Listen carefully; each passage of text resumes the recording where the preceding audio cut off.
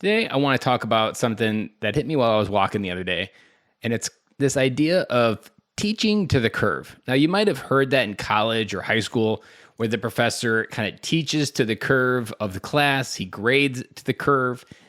But when this idea hit me, it hit me in the context of parenting, because there's kind of two sides of this argument. There's one where the absolute version of you have to be right, you have to win every argument, you have to pick your battles and win every battle that you choose to pick and try to defy your respect and your authority within your family to your kids.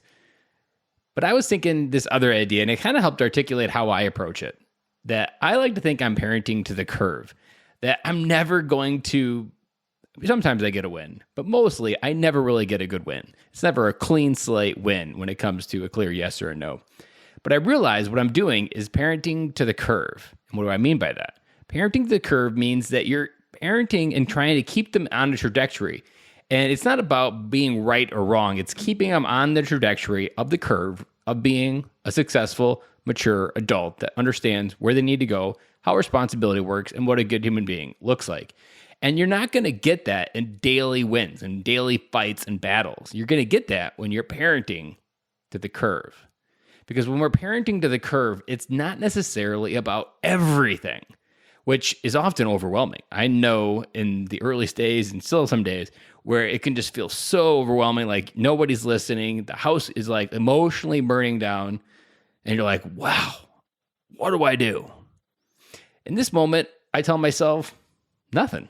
This is just kind of what it looks like right now. It's not my objective to get absolute control, to rule my home with an authoritarian view and attitude and demand respect on every single issue that comes about.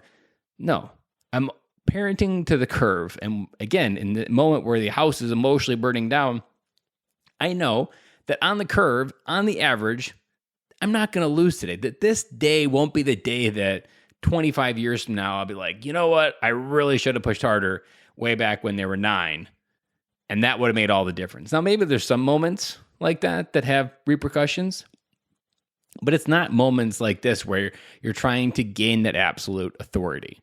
Because I think when you're trying to gain absolute authority, you're taking away their individual freedom.